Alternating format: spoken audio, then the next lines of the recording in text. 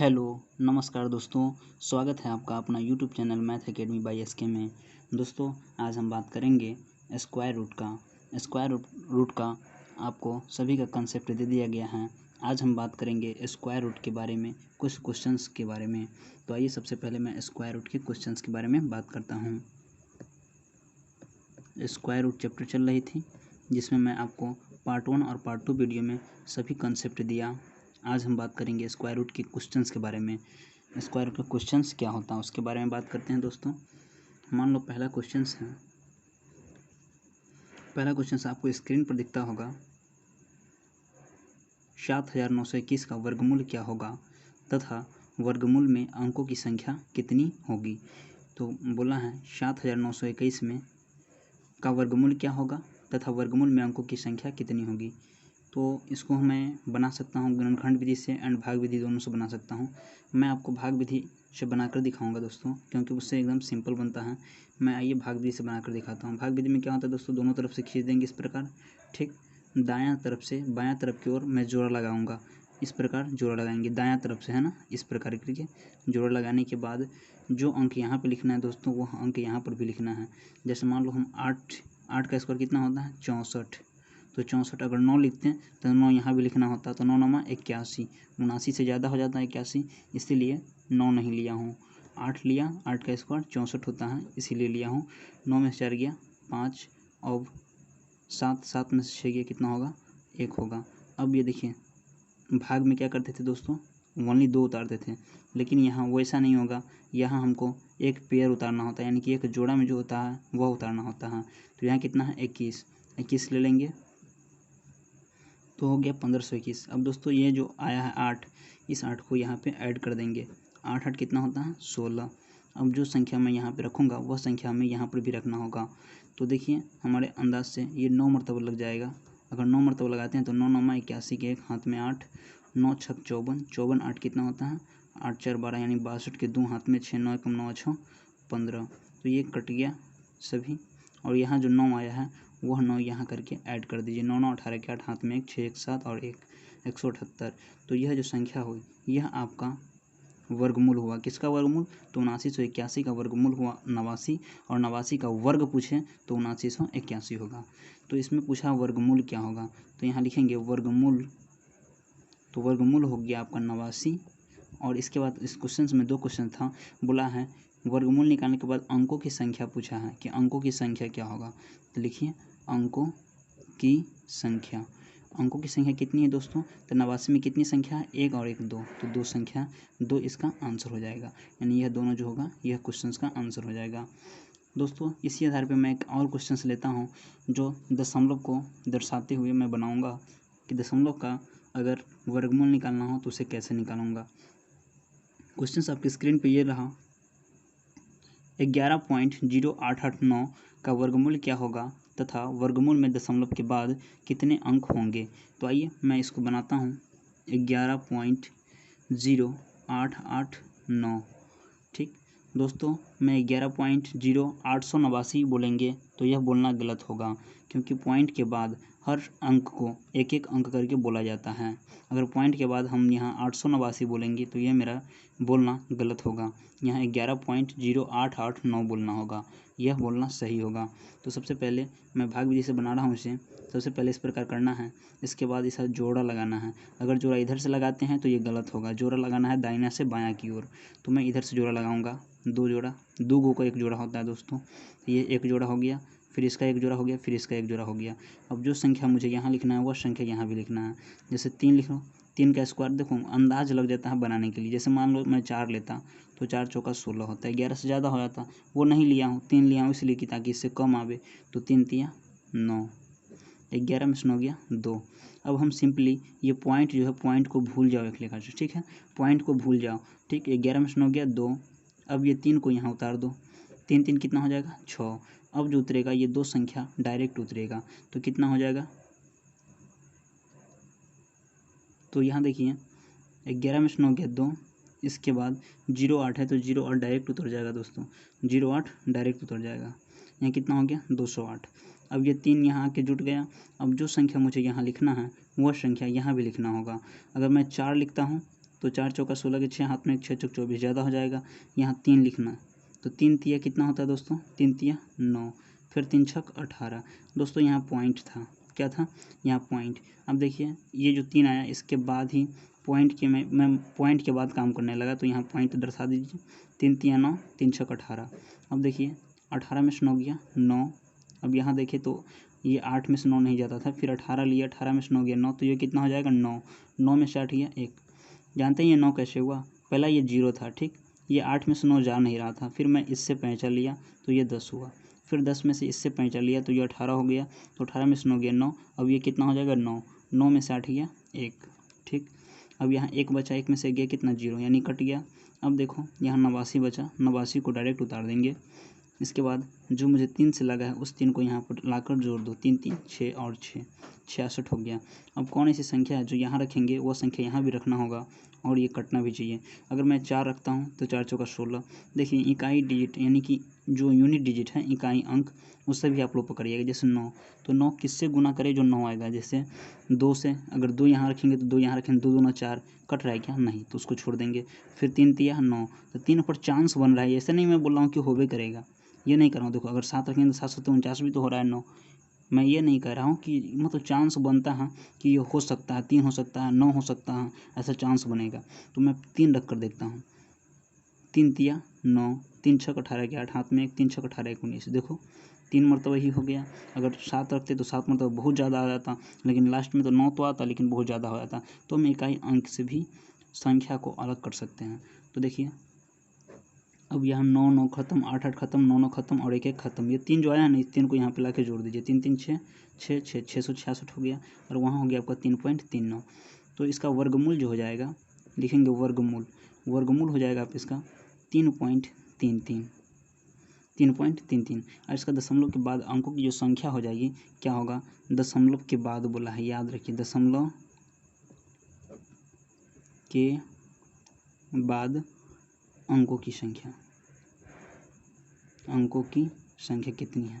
तो दशमलव यहाँ, दशमलव के बाद अंकों की संख्या कितनी है, तो 2 है, क्या है 2, यही आपका आंसर हो जाएगा। ओके, अब हम बात करेंगे, एक और क्वेश्चन लेते हैं दोस्तों। इस क्वेश्चन के अंतर्गत आप समझिएगा जो मैं आगे बताने वाला हूँ। इस क्वेश्चन में एक कॉमन ढूंढना होगा आपको कि वह मतलब हर एक क्वेश्चन में वैसा होना चाहिए, वो कॉमन ढूंढना होगा। जैसे मान लो मैं एक एग्जांपल लेता हूँ छोटा सा, मैं एग्जांपल लेके समझाना चाहता हूँ, अगर आप समझिए तो बहुत अच्छा है। जैसे मान लो ये सिंपल ही पहले लेता हूँ, ठीक, 5 + 2√6 का मान ज्ञात करें, का मान ज्ञात करें। मान लो ये सिंपल ही क्वेश्चन है, ठीक। अब देखिए ये क्वेश्चन में कॉम्प्लिकेटेड क्वेश्चन कैसा बन सकता है, जिसको मैं बोला हूँ कि हमेशा वो कॉमन होना चाहिए। तो देखिए दोस्तों, इस तरह के क्वेश्चंस में ये रूट का मतलब होता है वर्ग, ठीक, सॉरी वर्गमूल, इसके अंदर का जो होता है उसका वर्गमूल निकालना है। तो ये पूरा रूट हो गया, इसका ये पूरा रूट हो गया, इसके अंक की जो संख्या है इसका वर्गमूल निकालना है हमको, ठीक। यहाँ पे हम 5 + 2√6, ये नहीं रहता ऊपर वाला जो ये जो है ना रूट नहीं रहता, रूट अंडर नहीं रहता, तो यहाँ सीधा लिखता 5 + 2√6 का वर्गमूल निकाले, ऐसा लिखा रहता। अगर वर्गमूल नहीं लिखा है तो ये इसका मतलब है कि वर्गमूल इसका ही निकालना है, ठीक। अब इसका वर्गमूल निकालेंगे कैसे, तो कंडीशन 1 लिखिएगा, शर्त है इसका पहला, इसके गुणनखंड में देखिएगा यहाँ इसके जो रूट अंडर 6 है इसका गुणनखंड जो होगा वह हमेशा 2 होना चाहिए, ठीक। लिखिएगा इसके, यानी कि कैसे लिखते हैं आपको, मतलब आप समझ जाइए कि इसका जो गुणनखंड जो होगा ना ये 2 से गुना होना चाहिए। फर्स्ट कंडीशन है, यहाँ पे यहाँ 2 होना अनिवार्य है, अनिवार्य है, तभी यह क्वेश्चन बनेगा। जैसा मैं आपको कॉन्सेप्ट बतलाऊंगा वो फटाक से आप बना दीजिएगा, लॉन्ग से नहीं बनाइएगा, मैं एकदम फटाक से बनाने का तरीका बताऊंगा। यहाँ पे इस तरह का निशान देकर यानी कि यहाँ 2 होना अनिवार्य है, ठीक। अब देखिए क्या करेंगे, रूट अंडर 5 + 2√6।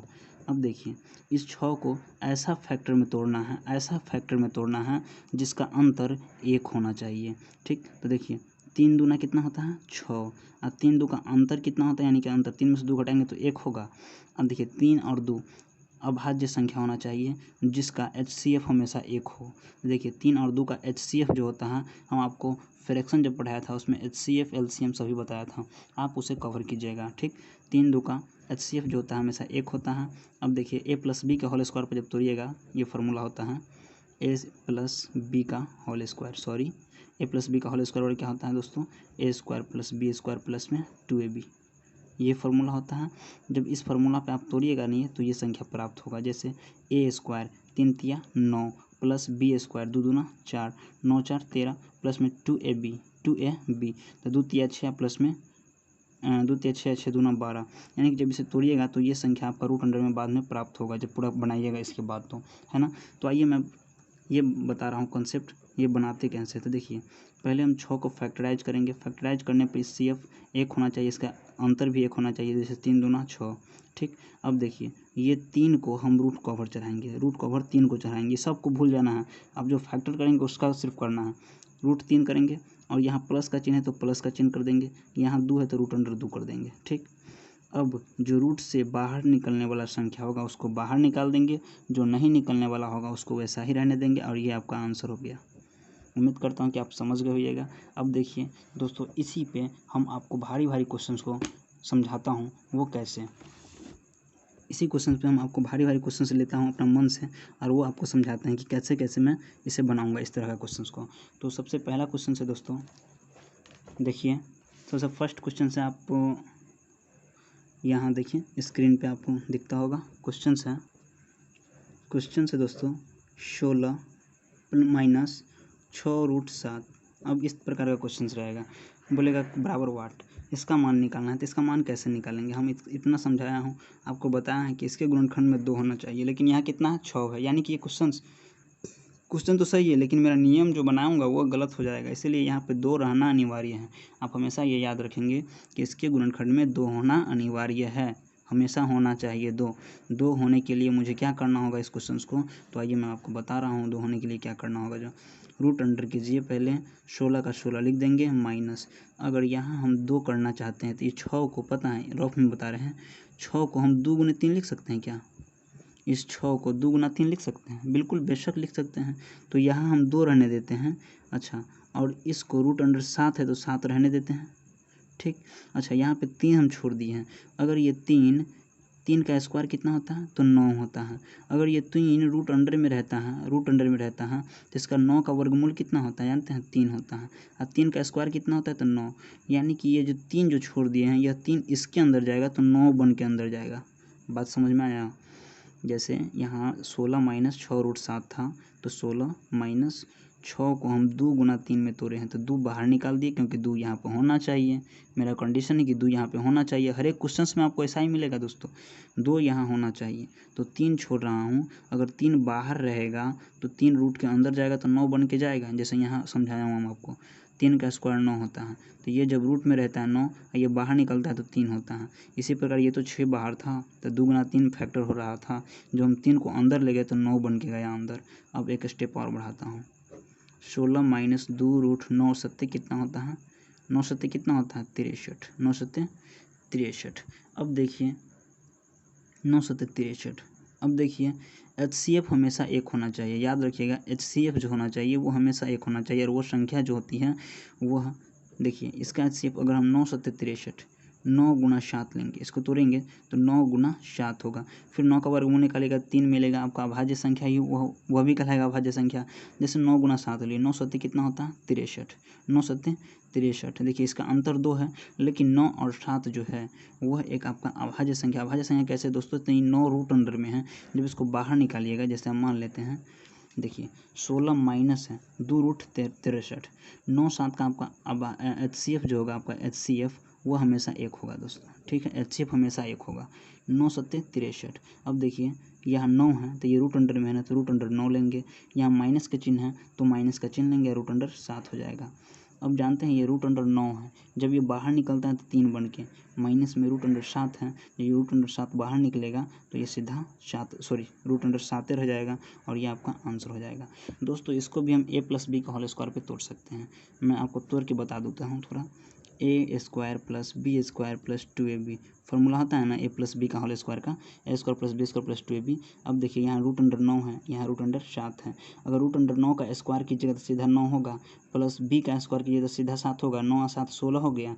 अब प्लस ठीक है यहाँ 2ab, तो 2 यहाँ कितना रूट अंडर 9, अब कीजिएगा फिर बी तो -7 हो जाएगा, जो उसको गुना कीजिएगा तो -2 रूट अंडर 63 आएगा। उम्मीद करता हूँ कि आप लोग समझ गए होइएगा। ठीक, तो ये मेरा आंसर हो गया। अब चलते हैं कुछ नेक्स्ट क्वेश्चंस में, कुछ अगला क्वेश्चन लेते हैं इसी टॉपिक का। आप लोग ये 2 टॉपिक मैं बताया हूँ, 2 टॉपिक समझ गए होइएगा। अगला टॉपिक क्या है ये मैं देखता हूँ।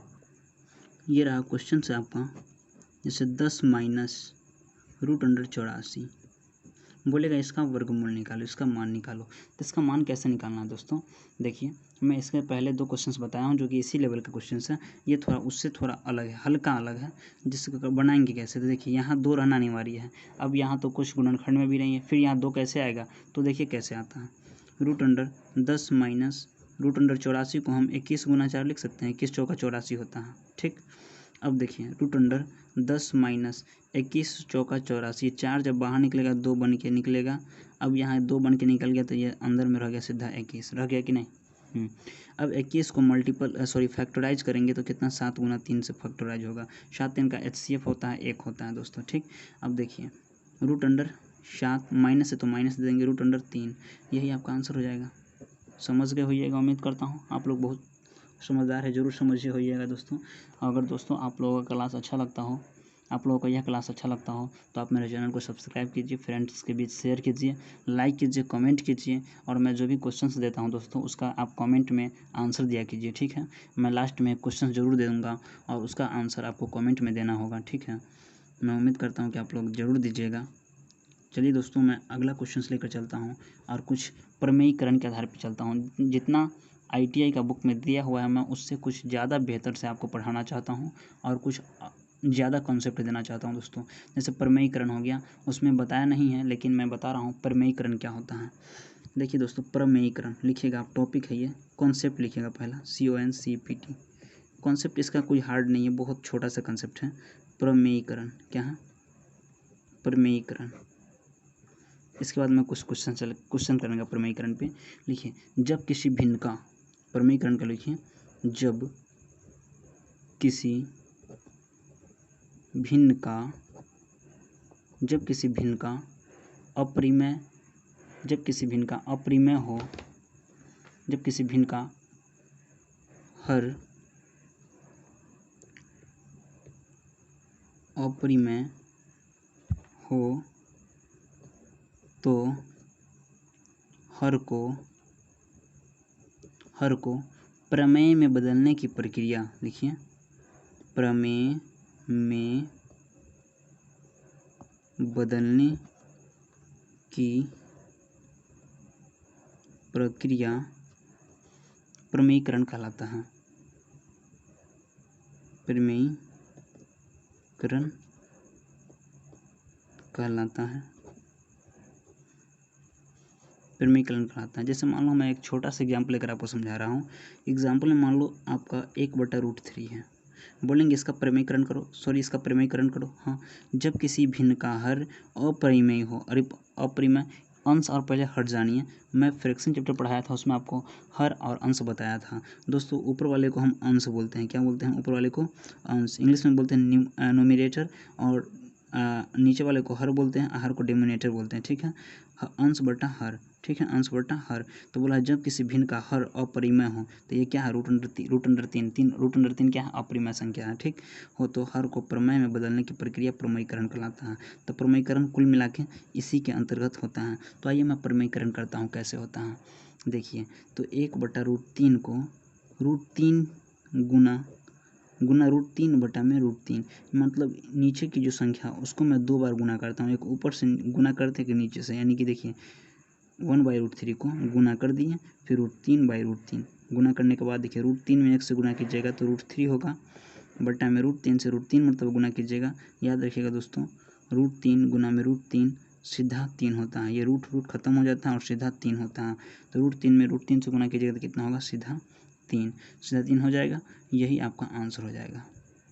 इसको चाहिएगा तो और काटिएगा तो फिर वही अंक प्राप्त हो जाएगा। इतना ही आंसर। एक और क्वेश्चन लेता हूँ एग्जाम्पल में। मान लो 1/√3 + 1 बोलेगा इसका प्रमेयीकरण करो। तो कैसे करना है देखो, 1/√3 + 1 गुने ये √3 ऊपर जाएगा। अब देखो दोस्तों, जैसा ही दो अंक दिया रहेगा उसमें एक काम आपको याद रखना है। जैसे ये प्लस जो है ये जब गुना के उस पर जाएगा प्रमेयीकरण होगा तो ये चिन्ह बदल जाएगा, यानी प्लस है तो माइनस हो जाएगा, एक का एक ही रह जाएगा, फिर √3 और माइनस में एक, चिन्ह बदल जाएगा, सिर्फ याद रखना। ठीक, अब देखिए क्या करते हैं इसको। √3 - 1 को मैं 1 से गुना करूँगा तो √3 - 1 होगा, बट्टा में √3 + 1 इंटू √3 - 1। आप लोग पढ़े होइएगा अलजेब्रा में a + b, नहीं पढ़े हैं तो कोई बात नहीं, मैं आगे बताऊँगा। ठीक है, a + b into a - b बराबर में क्या होता है दोस्तों, a² - b²। क्या होता है, a² - b²। a + b into a - b बराबर में क्या होता है, a² - b²। फार्मूला होता है, याद रख लीजिएगा आप लोग, फार्मूला होता है a + b into a - b बराबर में a² - b²। देखिए यहाँ उसी प्रकार का है, जैसे यहाँ देखिए √3 + 1 यानी a + b इंटू √3 - 1 यानी a - b, क्या होगा, a² - b²। जब 3 का स्क्वायर करेंगे तो सीधा 3 होगा। अभी मैं बताया हूँ कुछ देर पहले, √3 गुना √3 कीजिएगा, यहाँ √3 गुना √3 कीजिएगा तो 3 आएगा। उसी प्रकार यहाँ 3 का स्क्वायर कीजिएगा, √3 का स्क्वायर कीजिएगा तो सीधा 3 आएगा। प्लस माइनस माइनस होता है, सॉरी माइनस, और 1 का स्क्वायर कीजिएगा तो 1 आएगा। ठीक, अब देखिए √3 - 1 अब बटा 3 में से गया कितना, 2, ये आपका आंसर हो जाएगा। उम्मीद करता हूँ दोस्तों आप यहाँ तक समझे होइएगा। अब देखिए कुछ हम बड़ा क्वेश्चंस लेता हूँ, कुछ मैं बड़ा क्वेश्चंस लेता हूँ जो कि मान लो एक और एग्जाम्पल लेते हैं छोटा में ही। आप घर पे प्रैक्टिस करना, प्रैक्टिस ही सबसे बड़ी चीज़ है दोस्तों। प्रैक्टिस कीजिएगा, आपको भारी से भारी बड़ा से बड़ा क्वेश्चन आप खुद से बना सकते हैं। ओके, तो प्रैक्टिस जो है ना वो सबसे बड़ी चीज़ है। तो मैं एक क्वेश्चन लेता हूँ, मान लो √7 + √5 बट्टा √7 - √5, इसको प्रमेयीकरण करना है, इसका मान ज्ञात करना है। तो देखिए इसको एकदम सिंपली ढंग से कैसे करते हैं, तो √7 + √5 √7 - √5 गुना कर देंगे। √7 माइनस है तो प्लस हो जाएगा, √5 में बोला हूँ ना गुना के बाद चिन्ह बदल जाएगा, √7 माइनस है तो प्लस हो जाएगा, √5 बनाइए। किस प्रकार बनाएंगे दोस्तों, गुना कीजिए आप। सबसे पहले इसको गुना करेंगे। देखिए √7 को √7 से करेंगे तो 7 होगा, फिर √7 को √5 में कीजिए तो √35 होगा, प्लस प्लस प्लस √35। अब देखिए प्लस प्लस प्लस √35 प्लस √7 √35 हो जाएगा, यहाँ 7 × 5 = 35 क्योंकि गुना कर रहा हूँ। ठीक, प्लस प्लस प्लस, अब √5 में √5 से गुना कीजिए तो सीधा 5 होगा, बट्टा में देखिए अब √7 - √5 इंटू √7 प्लस √5। मैं अभी एक फार्मूला बताया हूँ, a + b into a - b बराबर क्या होता है, a² - b²। सेम प्रोसेस है, a² जब 7 का स्क्वायर कीजिएगा तो 7 होगा, माइनस b का स्क्वायर यानी 5 का स्क्वायर कीजिएगा तो सीधा 5 होगा। अब इसी के नीचे लिखता हूँ दोस्तों, 7 × 5 कितना होता है, 12, प्लस देखिए √35 और √35 यानी 1 √35 और 1 √35 कितना, 2 √35, तो 2 √35 लिखेंगे, बट्टा में 7 में से 5 कितना होगा, 2। अब देखो दोस्तों, अब देखो जैसे यहाँ 12 + 2 √35 है, मैं 12 को इस प्रकार लिख सकता हूँ क्या, 12 को 2 कॉमन लेकर, यहाँ 12 है तो 2 × 12 प्लस में ये 2 बाहर आ जाएगा तो √35 बचेगा, और ये बट्टा में 2 है तो बट्टा में 2 कर देंगे। अब ये 2 से ये 2 खत्म, कितना हो गया, 6 + √35। ये जो आपका जो हो गया यही आपका आंसर हो गया। दोस्तों उम्मीद करता हूँ कि आप लोग समझे होइएगा। अब मैं कुछ अगला क्वेश्चंस की बात करता हूँ। दोस्तों आज वीडियो लंबा होगा, आप लोग घबराना नहीं, मैं कुछ जो भी क्वेश्चंस बताऊंगा वो आपको एकदम परफेक्ट बताऊंगा, एकदम बढ़िया क्वेश्चंस बताऊंगा। आइए मैं एक नेक्स्ट क्वेश्चंस लेते हैं। क्वेश्चंस ये रहा दोस्तों, 36,562 में कौन सी संख्या घटाई जाए कि पूर्ण वर्ग संख्या प्राप्त हो।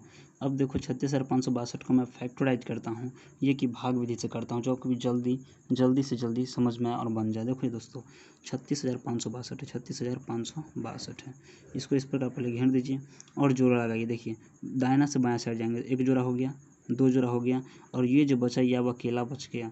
अब अकेला बच गया तो इसको अकेले ही उपचार करता हूँ। देखिए क्या करेंगे हम, 2 का स्क्वायर करेंगे, यहाँ भी 2 यहाँ भी 2 लिखेंगे तो 4 हो जाएगा, इससे ज़्यादा हो जाएगा तो यहाँ 1 तो लिख सकते हैं ना, 1 का स्क्वायर 1 ही होता है, 3 में से गया 2। अब उतारेंगे 6 5, ये 1 इधर आया, 1 को जोड़ देना है, 1 1 2।